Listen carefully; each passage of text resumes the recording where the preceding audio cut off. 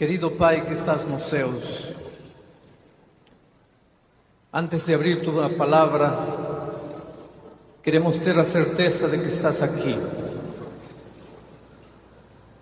É um quadro impressionante o que podemos ver esta noite. Homens e mulheres reunidos, desejosos de ouvir o que tu tens para falar a nosso coração. Homens e mulheres juntos, unindo as nossas vozes e cantando louvores a teu nome.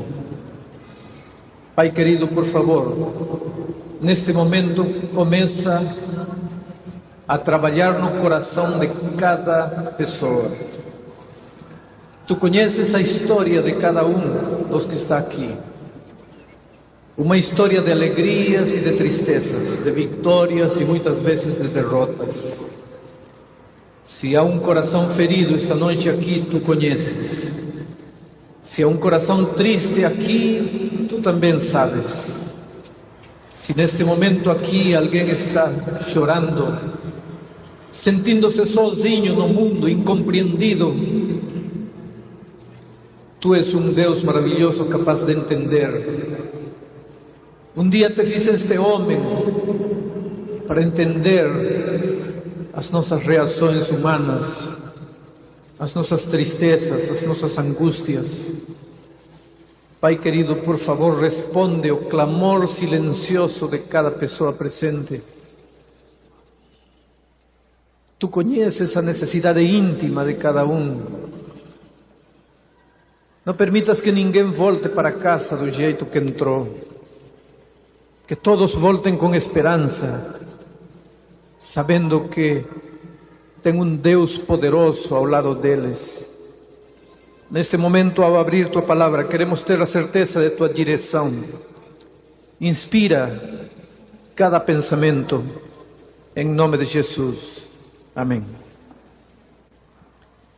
Queridos,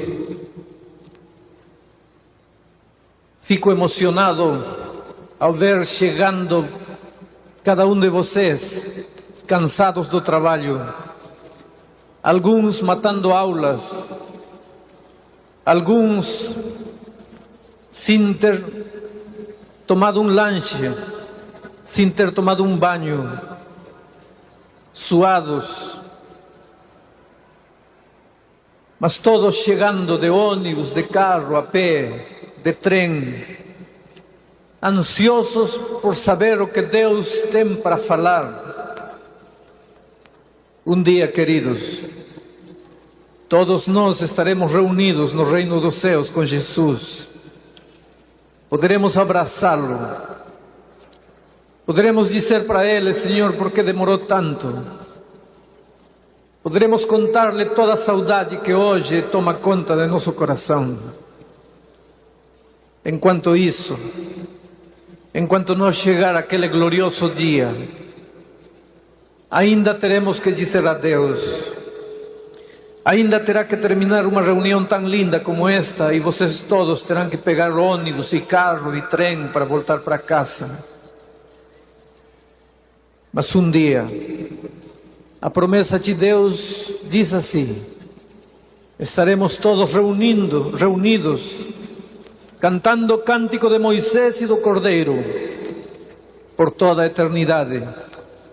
Sem mais angústia, sem mais tristeza, sem mais lágrimas, sem mais enfermidades, sem mais dor, sem mais morte. Esse dia está mais próximo do que muitos podemos imaginar. Nesse dia todas as tuas tristezas terão acabado.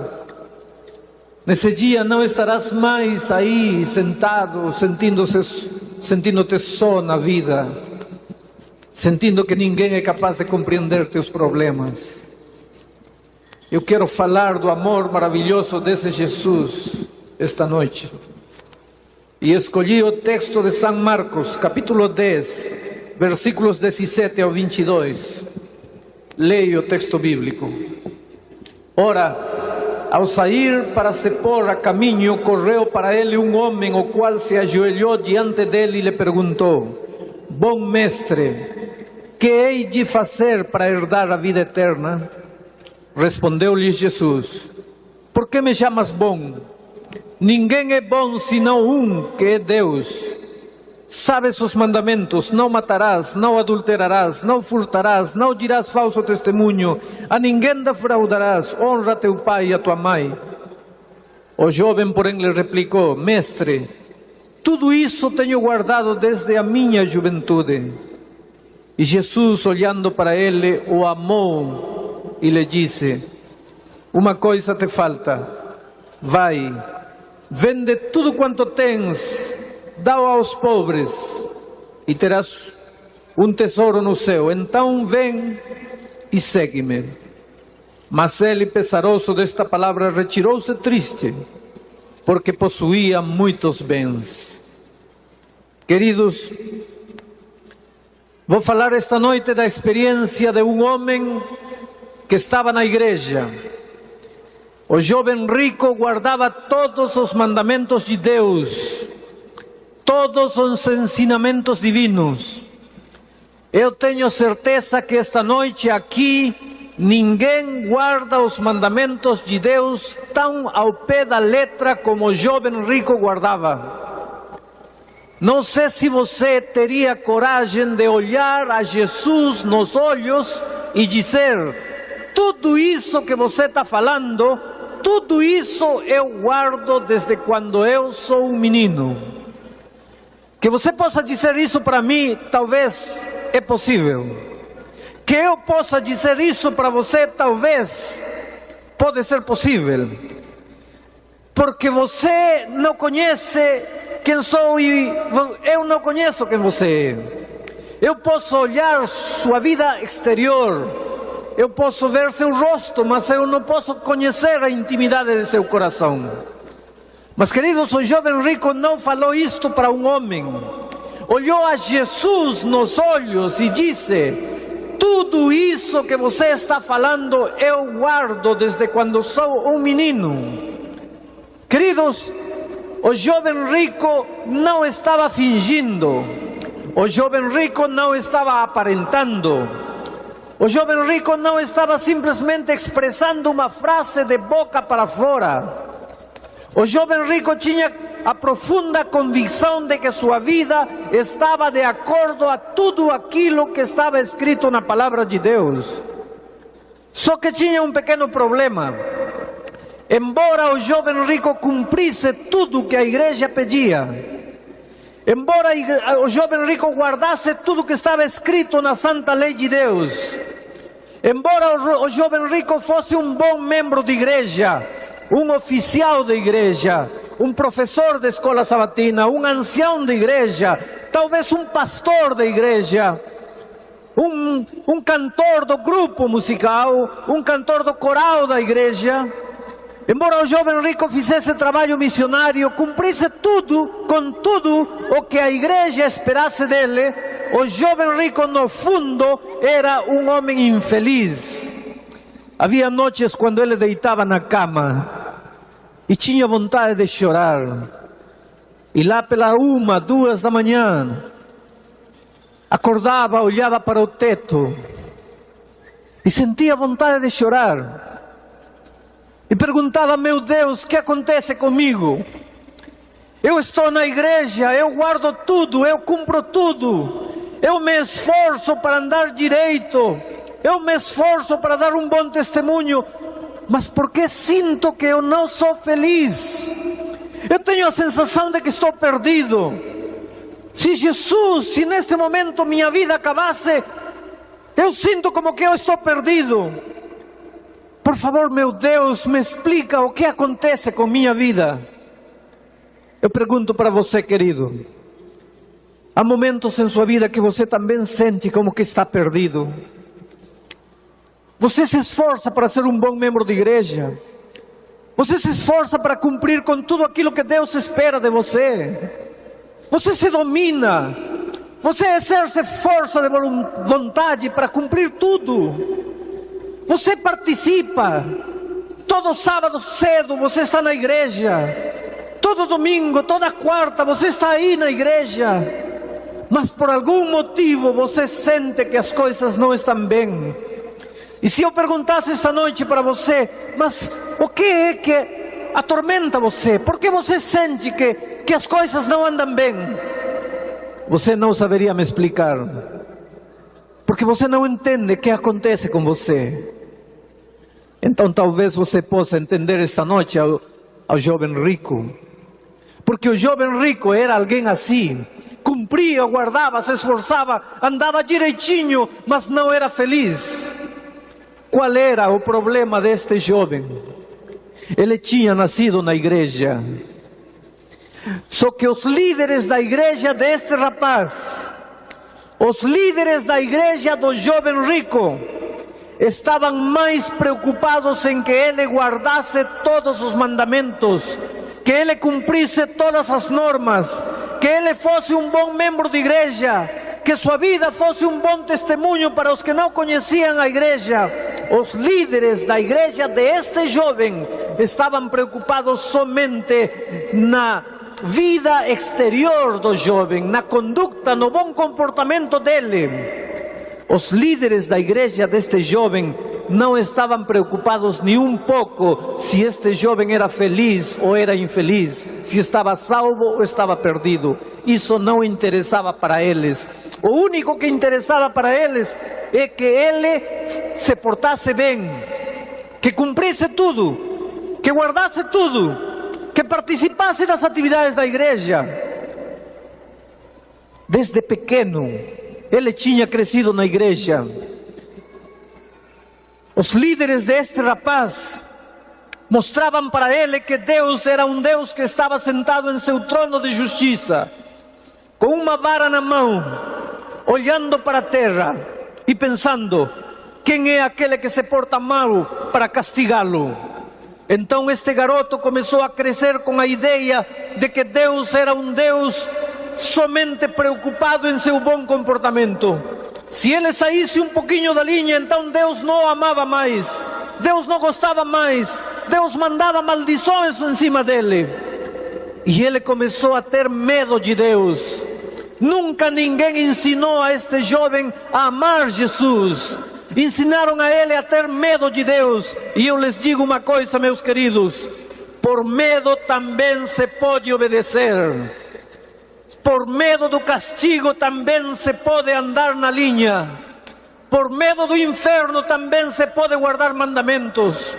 Por medo de receber a maldição divina também se pode cumprir todas as leis de Deus. Só que isso não tem valor nenhum para Deus. Pode ter valor para os homens, pode ter valor para a igreja, não tem valor para Deus.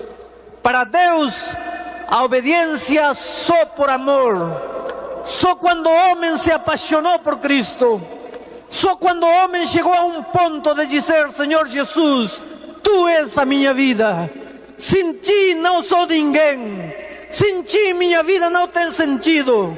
Quando o ser humano se apaixonou por Cristo, entregou o coração a Jesus, então sim, o Senhor Jesus disse: vem e segue-me. Obediência por temor pode ter valor para os homens, não tem valor para Deus.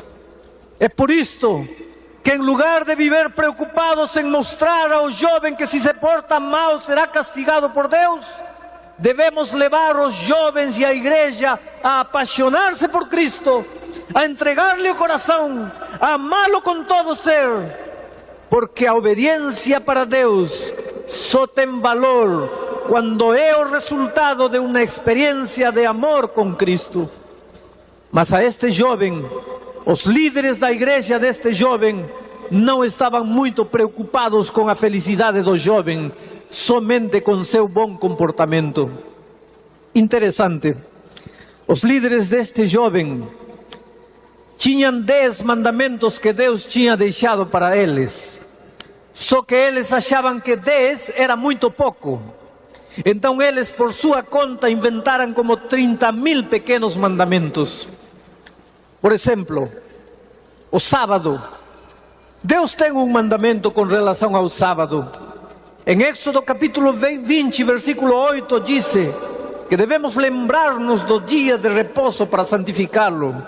e que esse dia é o 7º dia da semana, e que nesse dia devemos pensar em Deus, devemos viver um dia especial de comunhão com Deus. E nossa comunhão com Deus deve ser tão maravilhosa, tão bonita, que todas as outras coisas ficam para o resto da semana.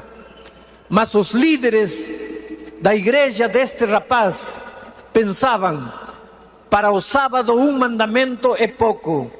Então eles, por conta deles, inventaram um monte de pequenos mandamentos. Um deles, por exemplo, dizia: o sábado só pode andar 1000 passos. Então, quando começava o sábado, sexta-feira, ao pôr do sol, biblicamente, eles começavam a contar: 1, 2, 3. E o sábado, para eles, não era um dia de comunhão com Deus. O sábado, para eles, era um dia de contar passos.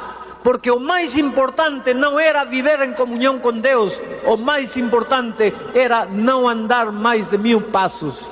Então, se o sábado às 3 da tarde dava 999.000, ficavam parados aí até o sábado acabar. Porque se davam 1001 passos, estavam pecando, estavam transgredindo o princípio do sábado. Imaginem como eles viviam preocupados em formalismo. O importante é não dar mais de 1000 passos. Queridos, Deus não criou o sábado, não estabeleceu o sábado para ser um dia de contar passos, ou de andar preocupado no que posso, no que não posso fazer. Deus estabeleceu o sábado para ser um dia de comunhão maravilhosa com Deus. E a comunhão com Ele devia ser tão bonita, tão entusiasta, tão cheia de significado, que o ser humano deixava tudo demais para o resto da semana. Mas os líderes da igreja deste rapaz estavam só preocupados em formalismos, em detalhes. Queridos, eu não sei se os tempos têm mudado.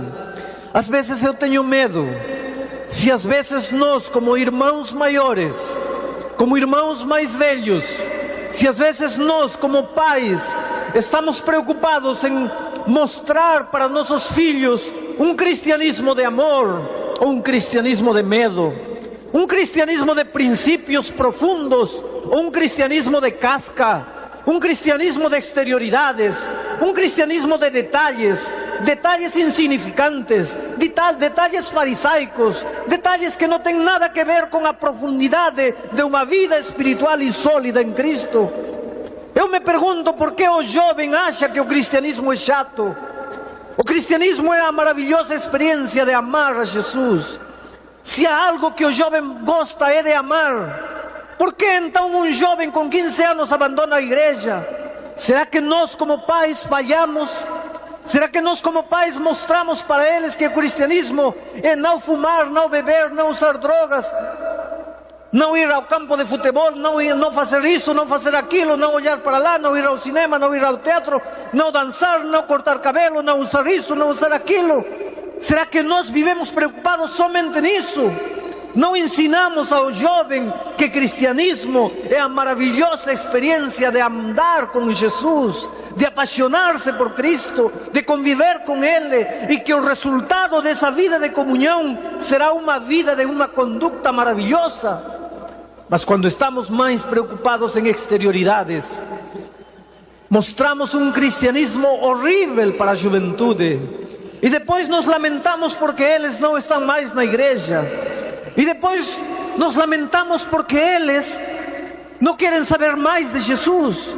Mas como quererão saber de Jesus se nunca ensinamos a amá-lo? Se só ensinamos a eles a ter medo de Jesus?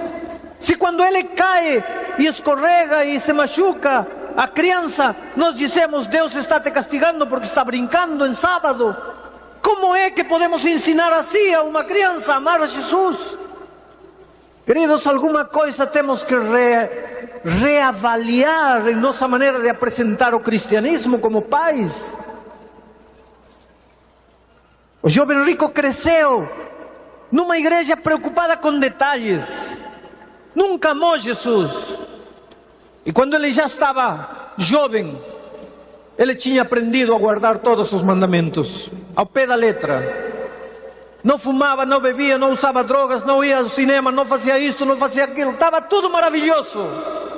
maravilhoso para os homens, mas por dentro era um homem oco, vazio. Sua vida não tinha sentido, era infeliz, chorava sozinho. Mas quem se importava com suas lágrimas? A igreja estava feliz com que ele guardasse tudo. Se chorava à noite sozinho, isso não importava. Ah, queridos, terá que chegar um momento em que o ser humano seja mais importante para nós que qualquer coisa. Terá que chegar um momento em que a pessoa humana, o coração humano, o sentimento humano tenha que valer mais, muito mais do que a imagem de uma instituição ou de uma igreja.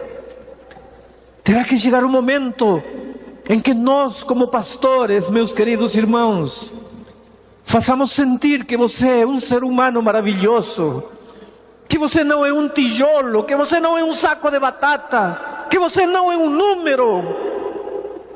Terá que chegar um momento em que eu, como evangelista, chegue aqui, não tanto preocupado em batizar 1000 pessoas para acrescentar números à minha igreja, mas que eu chegue aqui preocupado em que você se torne um homem feliz em Cristo, que você descubra a saída para a sua confusão, que você encontre o remédio para os problemas familiares, que você encontre paz em Jesus.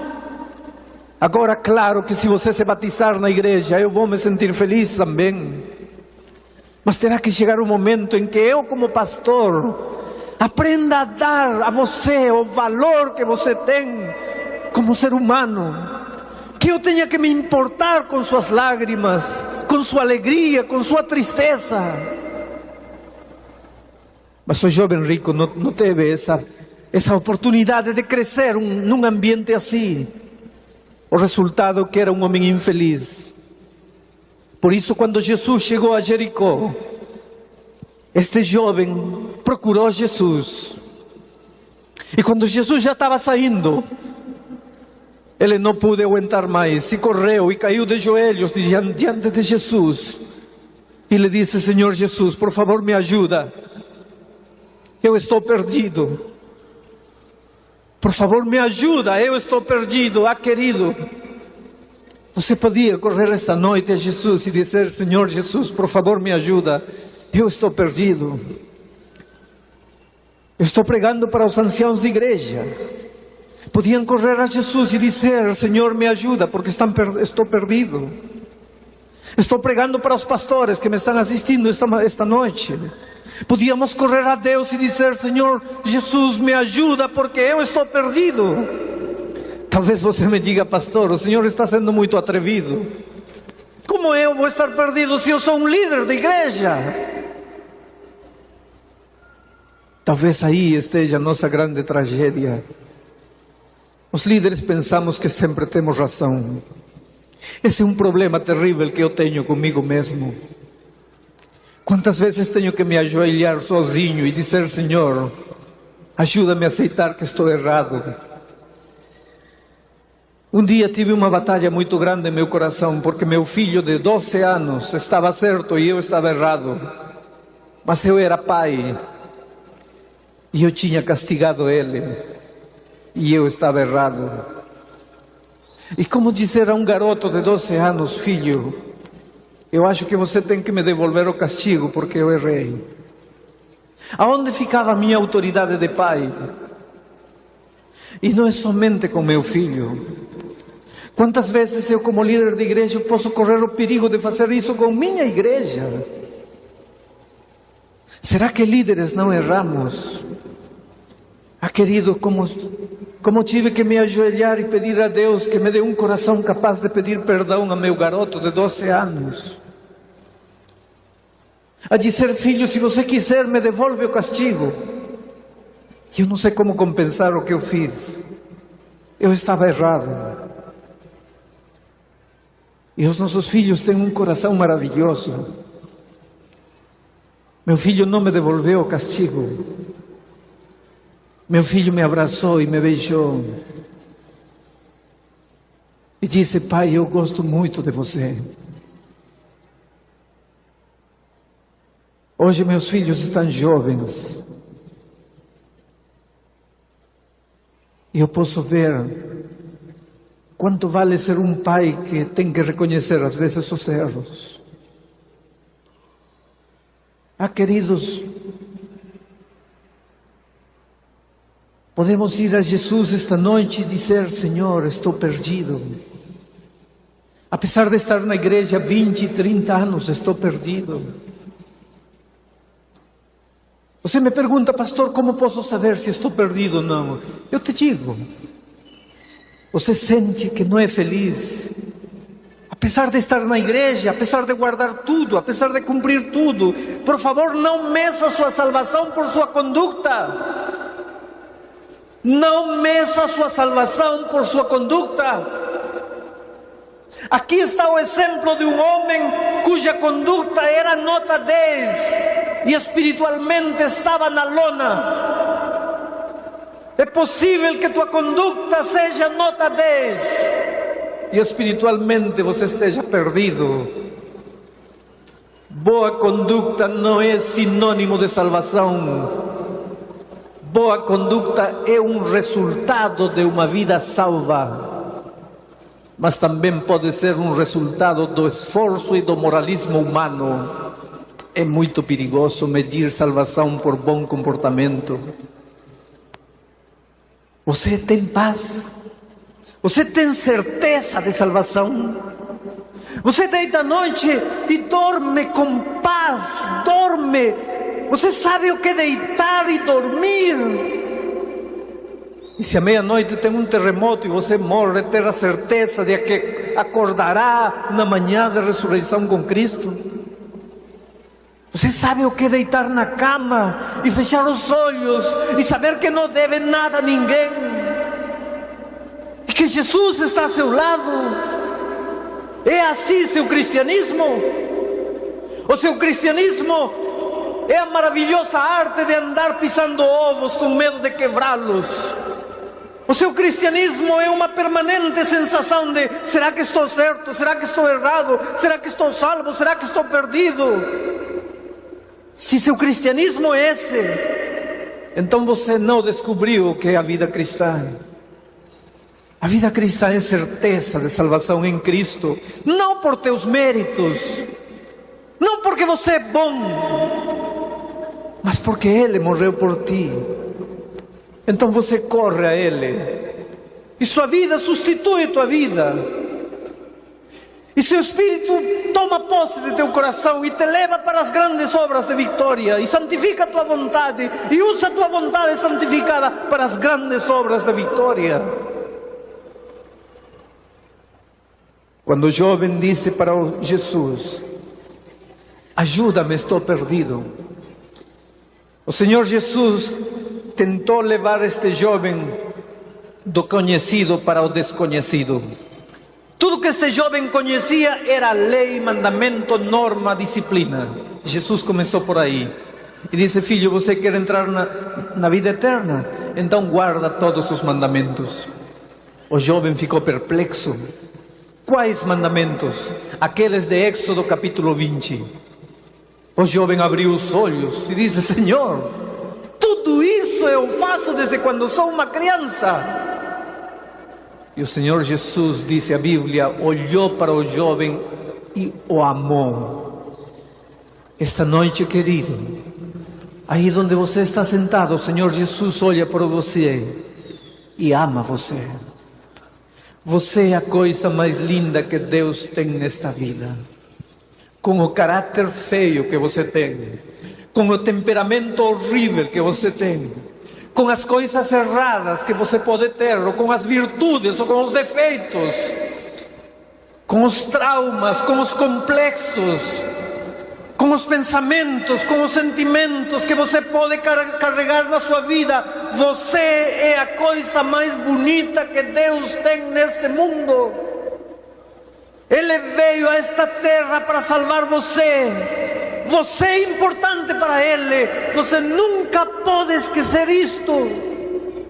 Só que às vezes o Senhor Jesus te olha acomodado na igreja, pensando que porque não bebe, não fuma e não vai para o cinema, você já está salvo. Quando você está perdido e angustiado por dentro, quando você não conhece o que é vida cristã, quando Jesus não é teu amigo, Jesus olha para você com amor e diz: filho, como faço para te explicar o que é a vida cristã? Como faço para entender que o mais importante para mim não é tua conduta, é você? Não quer dizer que Jesus quer que você se porte mal, não. Mas Ele não está tão preocupado em tua boa conduta quanto está preocupado em você, como ser humano. Porque Ele sabe que se você lhe entregar o coração, a boa conduta será um resultado natural de esse convívio de amor com Jesus. Queridos, a Bíblia diz que quando Jesus olhou para o jovem, descobriu o problema e lhe disse: sabe, filho, por que você não é feliz? Porque você está na igreja, cumpre tudo, guarda tudo, mas você não me ama. Você não me ama. Em teu coração não estou eu, em teu coração está o dinheiro. Você ama o dinheiro, você não me ama a mim. Você quer realmente ser feliz? Então vai, tira o dinheiro de teu coração. Então vem e segue-me. E a Bíblia diz que o jovem foi embora e nunca mais voltou. Sabem por quê? Porque é muito mais fácil estar na igreja aparentando, esforçando-se, cumprindo, guardando, cantando. É mais fácil estar na igreja assim do que entregar a Jesus verdadeiramente o coração. É muito mais fácil isso. Entregar-lhe o coração autenticamente não é fácil. É muito mais fácil estar sentado aparentando que você é bom. Mas entregar-lhe de verdade o coração não é fácil. Por isso o jovem foi e não voltou mais. Você pode estar respirando aliviado esta noite, dizendo: graças a Deus eu não tenho dinheiro. Querido, o problema daquele rapaz era o dinheiro. Mas será que em teu coração, em lugar de Jesus, está um artista de televisão? Em teu coração, em lugar de Jesus, está tua profissão. Em lugar de Jesus, em teu coração está teu namorado, tua namorada. Se você tivesse que escolher entre teu namorado e Cristo, fica com o namorado. Se você tivesse que escolher entre seu pai e Cristo, fica com o pai. Se você tivesse que escolher entre seu filho e Cristo, fica com o filho. Se tivesse que escolher entre um trabalho e Cristo, fica com o trabalho. Nós podemos ter no coração até coisas boas. Eu me atrevo a dizer esta noite que aqui presente há muita gente que tem no coração a igreja adventista do sétimo dia, mas não tem Cristo. Amam muito mais a igreja do que Cristo. E eu lhes digo uma coisa: com um pouco de esforço, se pode ser um bom membro de igreja, mas não se pode ser cristão. Mas quando você vai a Cristo e lhe entrega o coração, você torna-se cristão. E sendo cristão, você naturalmente será um bom membro de igreja. É por isso que nossa preocupação, em primeiro lugar, em lugar de ser membro de igreja, em primeiro lugar deve ser cristão.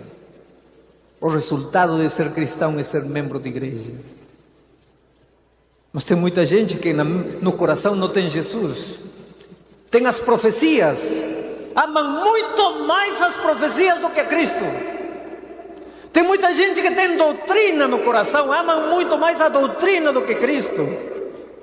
Tem muita gente que no coração não tem Jesus, tem Ellen White. Amam muito mais Ellen White do que Cristo.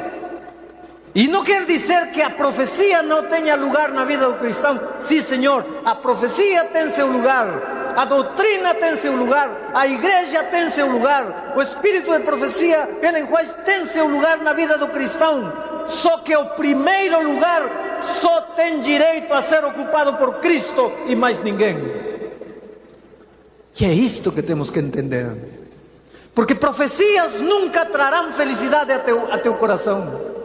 Doutrina não trará paz à tua alma. Só Cristo pode entrar e colocar felicidade, paz e transformar tua vida. Tudo demais são detalhes que encaixam na vida do cristão. Era isto que Jesus estava querendo dizer ao jovem rico: você tem que tirar de seu coração tudo que atrapalha sua comunhão comigo, tem que me dar o primeiro lugar na sua vida. E o jovem não aguentou, foi embora e nunca mais voltou. Queridos, há 13 anos uma senhora conheceu a Jesus. Durante estes 13 anos, o marido nunca quis saber nada da igreja. Muitas vezes dificultou a vida desta pobre senhora, membro da igreja, que tinha entregado o coração a Jesus. Vocês imaginam como sofre uma esposa cujo marido não ama a Deus? Vocês sabem como sofre um lar cujo pai não quer saber nada de Deus? Talvez você, minha querida irmã, está aqui triste porque seu marido não quis acompanhá-la. Talvez você, meu querido irmão, está triste aqui porque sua esposa não quer saber nada de Jesus. Talvez você entenda a angústia desta senhora que durante 13 anos orou para Jesus transformar o coração do marido. No carnaval passado, depois de acabar toda a folia, Antônio sentia no coração vazio. De que servia a alegria passageira do carnaval se depois só restava angústia, tristeza e desespero dentro? Então reconheceu que precisava de algo mais concreto, de algo mais sólido. Um dia decidiu acompanhar a esposa para a igreja. Assistiu a uma série de conferências dirigida pelo presidente deste campo, pastor Ari Gomes. E num apelo que lhe fez uma noite, Antônio levantou-se e decidiu entregar a vida a Jesus. E esta noite, como resultado de seu amor por Cristo, ele decide batizar-se. E ele entra no tanque batismal para ser batizado em nome do Pai, do Filho e do Espírito Santo. Um homem que viveu vazio durante toda a sua vida, neste momento cobra significado. Entrega a vida a Jesus e lá fora está esperando a ele sua esposa com os braços abertos. Agora a família completa louvará o nome de Deus. Agora poderão ambos educar seus filhos nos caminhos do Senhor. Agora são uma família completa. E este milagre que Deus fez com a vida de Antônio poderá fazer também em seu lar. Tenha certeza disso. O Espírito de Deus um dia trará seu esposo, sua esposa, seu filho de volta, e você terá a alegria de experimentar a alegria de Antônio esta noite. Louvamos ao Teu nome, Senhor Deus, pelo maravilhoso trabalho realizado na vida deste Teu servo, o irmão Antônio. E nesta hora tão preciosa na vida deste homem, eu, como ministro do Santo Evangelho, tenho a alegria e a satisfação de batizá-lo em nome do Pai, do Filho e do Espírito Santo. Amém.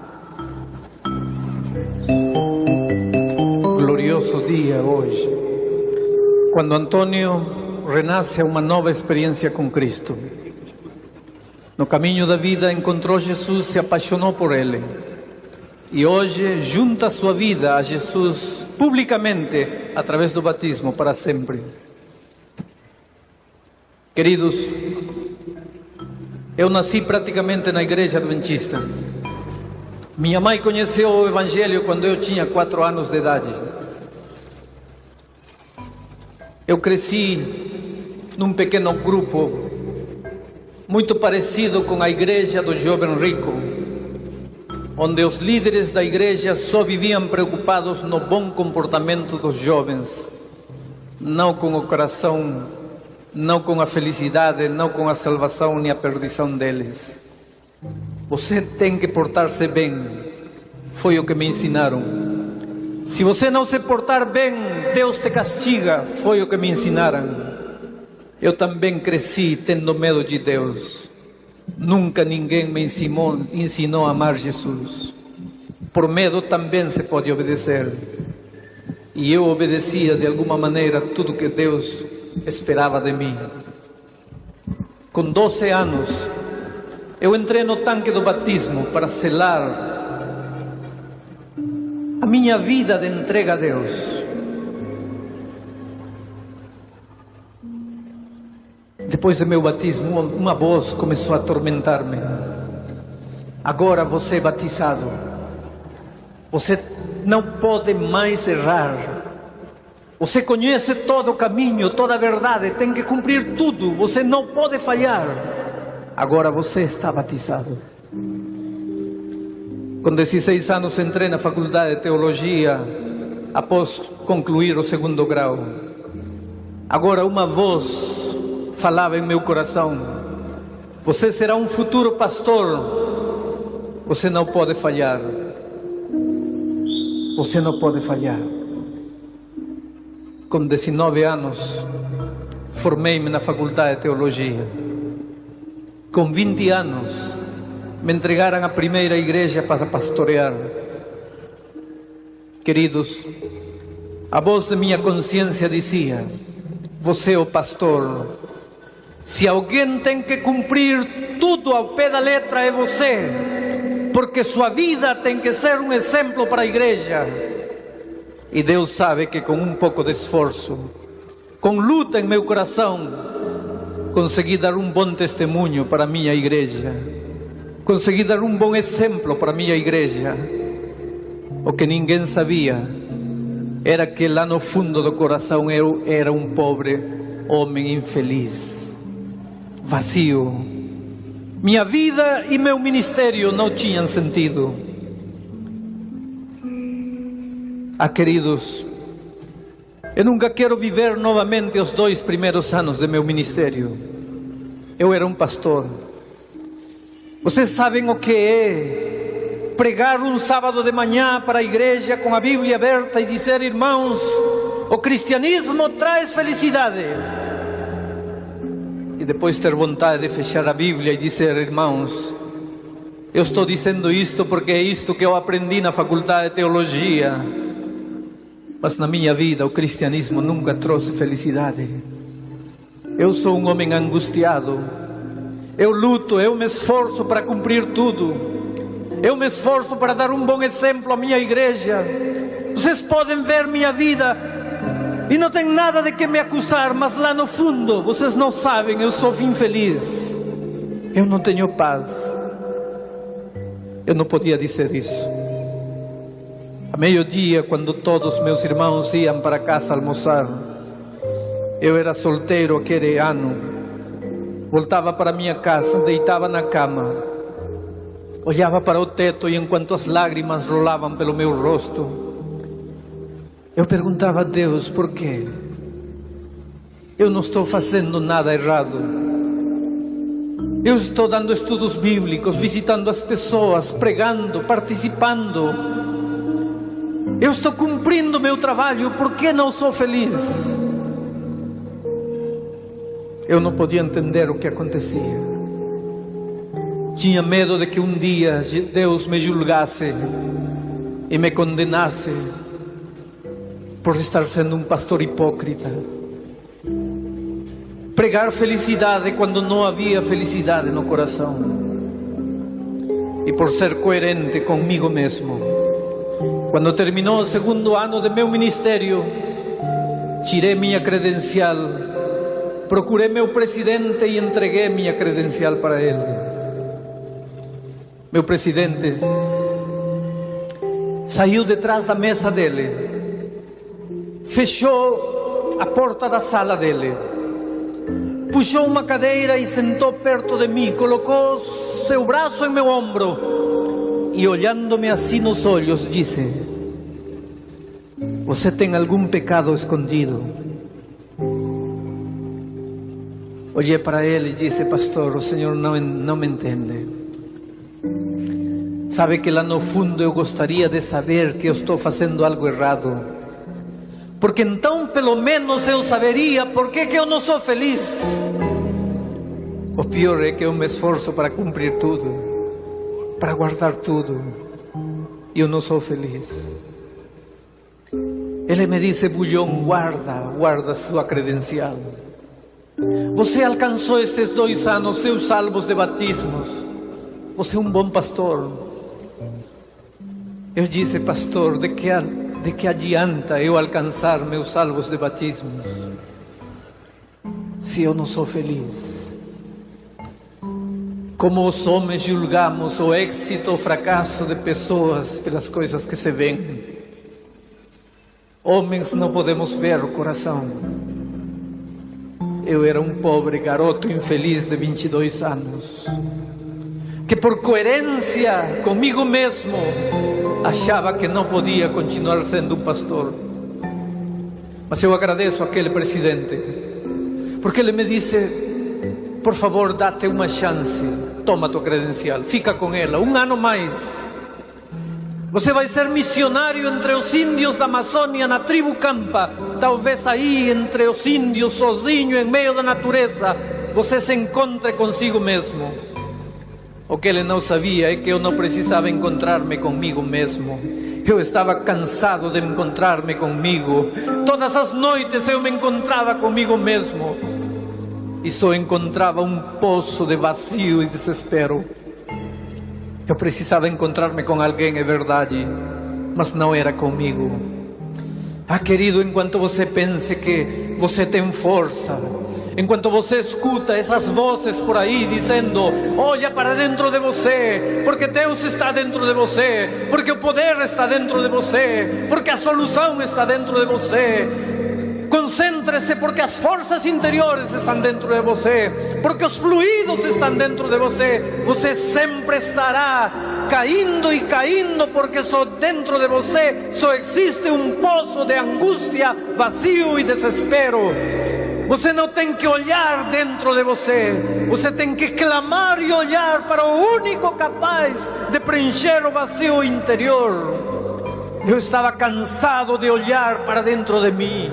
Dentro de mim só havia egoísmo, orgulho, só havia preocupação por exterioridades, por detalhes, só havia casca, não havia nada autêntico. Eu estava cansado de olhar para dentro de mim. Eu precisava encontrar-me com alguém que eu nunca tinha encontrado na minha vida. Eu fui para a Amazônia como missionário entre os índios da tribo Campa. Morei 3 anos com os índios, comendo e dormindo no chão como eles. Foram anos maravilhosos da minha vida. Um dia saí de uma aldeia para visitar uma outra aldeia. Era sexta-feira. Era 2 horas de caminho através da Mata Virgem. Mas eu me perdi. Perdi a trilha. 3 horas, 4 horas, 5 horas. Eu não encontrava a trilha. E quanto mais me esforçava para encontrar a trilha, mais me perdia. Era sexta-feira. 3 da tarde eu estava perdido na mata. Corria como um louco de aqui para lá e não achava a trilha. 4, 5 da tarde, às 5 da tarde, no interior da Amazônia já fica escuro. As enormes árvores se escondem ao sol. De repente, tudo ficou escuro. Nuvens negras anunciavam uma tormenta. E em pouco tempo, uma chuva torrencial começou a cair. Uma tempestade. 6 da tarde não se enxergava um palmo. Imaginem um garoto de 22 anos sentado debaixo de uma árvore, esperando que a chuva passasse. Sozinho em meio da mata, molhado, sentado embaixo de uma árvore, me perguntava: para quê? Para que todo este sofrimento? Por quê? A chuva não passou, mas quando acalmou um pouco, lá pelas 8 da noite, eu decidi caminhar. Caí, levantei em meio da lama. Foi aí que escorreguei e rolei por um precipício abaixo. Minha mochila rolou, todo cheio de barro. Tentei sair daquele abismo, mas meus esforços humanos não adiantaram. Tudo que eu fazia para sair não adiantava. Rolava, escorregava e voltava para a lama. Foi aí, em meio do barro, da chuva, que eu vi, como num filme, desfilar minha vida toda e descobri minha grande tragédia. Eu precisava de alguém. Eu precisava que alguém me ajudasse. Eu precisava de uma pessoa ao meu lado para me puxar de aí. E aquela noite descobri que eu nunca tive ninguém comigo. Em meu coração estava a Igreja Adventista do Sétimo Dia, para a qual eu vivia. Em minha cabeça havia doutrinas e profecias. Eu não precisava disso. Eu não precisava de uma igreja nessa hora, nesse momento. Não precisava de uma igreja, não precisava de doutrina, não precisava de teologia, não precisava de cristologia, não precisava de profecia. Eu precisava de uma pessoa. Mas essa noite eu descobri que eu andei minha vida toda sozinho. Eu não tinha ninguém. Doutrina não traz vida, profecia não traz vida, igreja não traz vida. Só Cristo traz vida e eu nunca tive Cristo comigo. Eu era pastor. Hoje eu penso, o que pregava eu para minha igreja se eu não conhecia Jesus? Como podia ter força minha palavra se eu não conhecia o Jesus da força? Aí, em meio da lama e do desespero, eu gritei, pedindo ajuda. Na selva, quando alguém se perde, tem que gritar. Alguém pode ouvir o grito e pelos gritos as pessoas se aproximam e se ajudam. Eu gritei com todas as minhas forças e então ouvi que alguém gritava ao longe. Continuei gritando e o grito começou a se aproximar cada vez mais e mais. Eu senti que alguém estava na trilha lá em cima. Eu senti os passos de alguém descendo pela lama. E de repente alguém chegou perto de mim. Era um índio Campa, da tribo Campa, com as marcas que as tradições de sua tribo tinham feito em seu rosto. Me estendeu a mão. Eu segurei sua mão. Eram mãos cheias de calos. Eram mãos grossas. Eram mãos fortes de um índio da mata. Me começou a puxar. Meus pés escorregavam na lama, mas os dele pareciam um tractor. Até que chegamos lá em cima. Então perguntei: quem é você? Ele não disse nada. De onde você saiu? Nada. O que você faz por aqui? Nada. Eu pensei que ele não entendia o que eu falava, porque eu falava espanhol e ele era um índio. Existem índios que não falam espanhol, só falam campa. Ele me agarrou do braço e me começou a levar. E eu fui com ele. Andamos muito tempo e muitas vezes eu perguntei: mas quem é você? E ele nunca falou nada. De repente ele parou e me mostrou abaixo. Haviam luzes, era a aldeia que eu estava procurando. Soltei ele e corri, escorreguei e rolei pelo chão. Ele me alcançou, me levantou, me ajudou a chegar até a aldeia. Quando cheguei na aldeia, chamei em voz alta e um índio saiu com uma tocha acesa. E quando me viu e me reconheceu, ele me abraçou e disse: pastor, está louco? Por que veio a esta hora? Eu disse: João, eu não vim a esta hora. Eu saí 6 da manhã. Eu me perdi. eu estou cansado. João tirou minha roupa, me deu um manto e eu deitei no chão perto do fogo e adormeci. Quando amanheceu já era sábado. Minha roupa estava seca perto do fogo, me vesti. Havia mingau de banana e mandioca assada perto do fogo. Eu saí no pátio procurando água para me lavar. E aí estava João e outros irmãos índios. Falei: João, onde tem água? Quero me lavar. Me disse: lá embaixo tem uma cachoeira. Que ele me perguntou: pastor, como foi que chegou? Eu disse: João, era o índio que me trouxe. Que índio? O índio que estava comigo à noite. Ele olhou para mim e disse: pastor, o senhor estava sozinho. Falei: João, quando você me abraçou, ele estava comigo, ao meu lado. João me disse: pastor, quando as pessoas como você se perdem na mata, ficam com medo e começam a imaginar coisas. O senhor deve ter imaginado. O senhor estava sozinho. Eu não disse nada. Disse: João, onde tem a cachoeira? Lá embaixo. Eu fui embaixo. Aí perto dessa cachoeira me ajoelhei e orei.